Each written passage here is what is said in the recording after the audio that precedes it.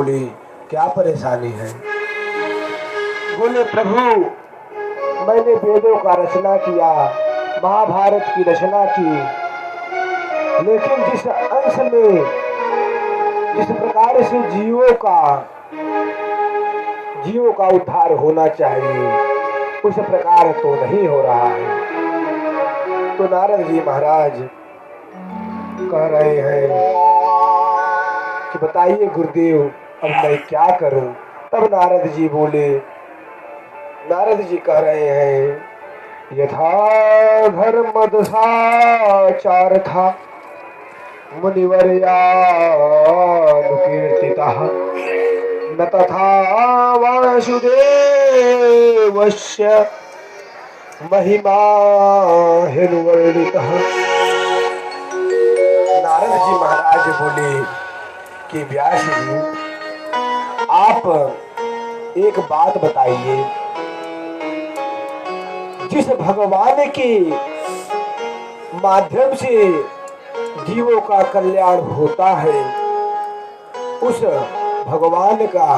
उन भगवान का आप चरित्र तो एकदम निम्न कर दिया, एकदम छोटा कर दिया, तो जीवों का कल्याण कैसे होगा? आप भगवान का चरित्र उस प्रकार कर दिए जैसे कि 20 किलो आटे में 50 ग्राम नमक मिला दो, तो क्या उस आटे में नमक दिखाई पड़ेगा? नहीं पड़ेगा। उस प्रकार तो आप भगवान का चरित्र किए हैं, तो जीवों का कल्याण कैसे होगा? तो नारद जी महाराज से व्यास जी पूछे कि जीवों का कल्याण कैसे होगा, आप बताइए। तो नारद जी महाराज बता रहे हैं, नयद्वादिचस्त्रिपदं हरेर्यशो जगत् पवित्रं प्रगणेत् कहिर्चित् तद्वा यशं तीर्थमुशान्ति मानसा न यत्र हंसा निर्मान्तु शिक्षयः।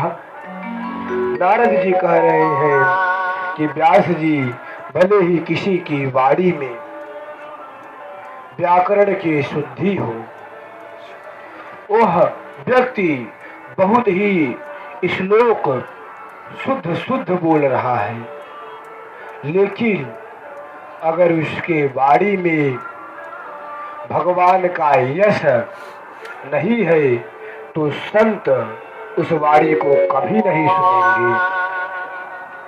जिस पुराण में, जिस ग्रंथ में भगवान का यश नहीं रहेगा, भगवान का गुण नहीं रहेगा, उस पुराण को संत कभी नहीं सुनेंगे, न तो भक्त सुनेंगे। और उस वाणी को आप कितना भी सुशोभित कर दो, लेकिन भगवान के भक्त उसको नहीं सुनेंगे। जैसे इस बात को आप समझ लीजिए, पक्षी जो होता है वह भी एक पक्षी होता है कौवा। अगर कौवा का स्थान जूठा है, जहाँ कौवा भोजन करता है, वहां पर आप कितना अच्छा व्यंजन फेंक दो, लेकिन वहां पर हंस कभी नहीं बैठेगा। वो कौवे का स्थान है तो वहां सिर्फ कौवा ही बैठेगा, वहां हंस कभी नहीं बैठेंगे। उसी प्रकार जब ग्रंथों में भगवान का यश नहीं रहेगा तो उसे संत कभी नहीं कहेंगे, कभी नहीं सुनेंगे। बांस कागज छुयो नहीं, बसी कागज छुयो नहीं, बसी कागज छुयो नहीं, कलम गही नहार। ऐसा हो न साहित्य का बोध हो, न उस व्यक्ति का न रस आए, न छंद आए, न उसे व्याकरण की शुद्धि हो।